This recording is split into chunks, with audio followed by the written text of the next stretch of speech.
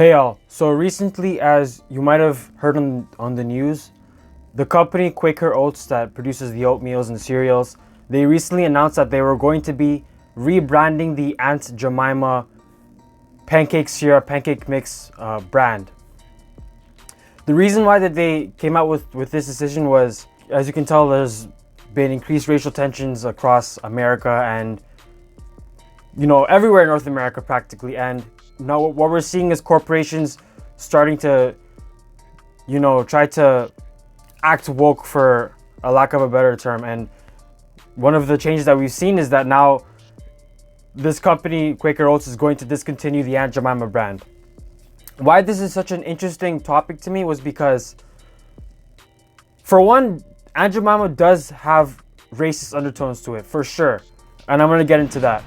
Another interesting part of that was that some of the families behind some of the women who portrayed Aunt Jemima, they were unhappy with Quaker Oats' decision to discontinue the Aunt Jemima brand. And in fact, they even go on to say that they weren't even consulted before Quaker Oats decided that they weren't going to continue with the Aunt Jemima brand.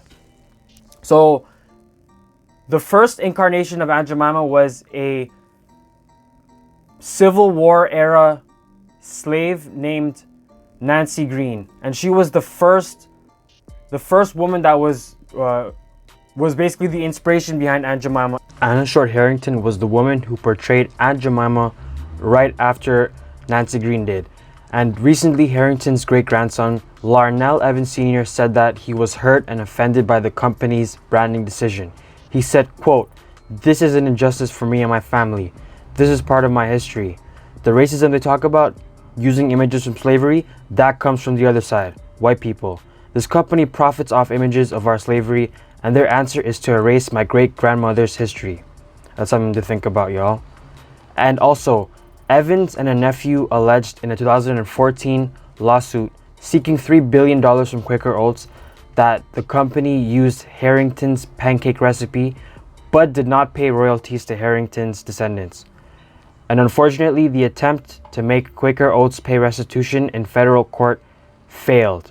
So this is something else to keep in mind as well. There was another woman that also later on served as the inspiration for Aunt Jemima, because they rebranded this line so many times throughout the years.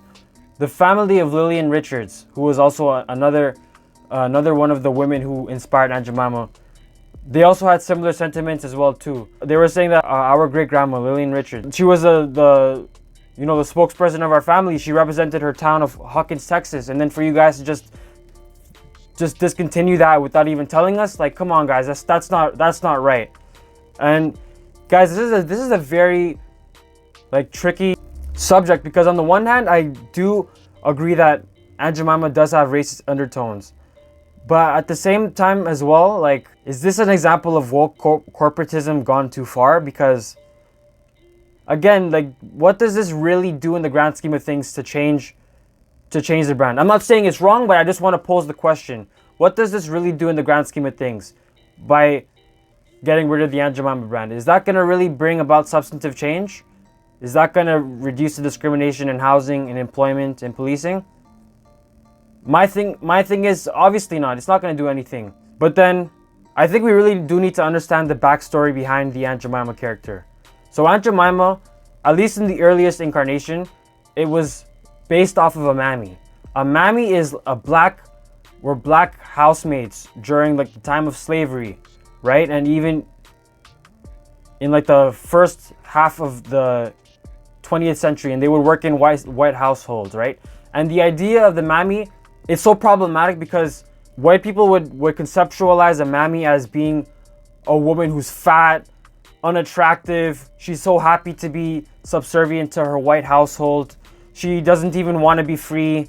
She'll even resist, any attempts to abolish slavery. That's the whole idea behind the mammy. This is just to give you the backstory of how this Aunt Jemima character started. And the mammy is, the way that they were portrayed as, was basically as happy-go-lucky. Oh, I'm so happy to serve massa. I love working.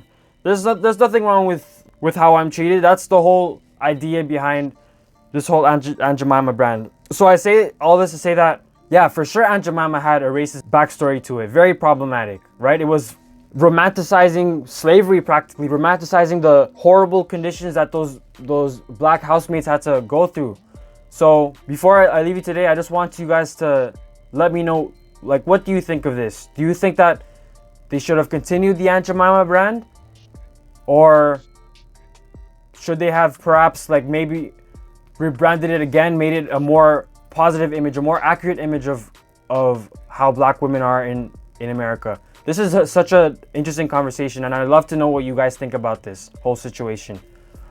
As always, thank you again for watching. If you like what you see here and you want to see more, make sure to hit that like button and hit that subscribe button and click on the bell so you never miss a notification.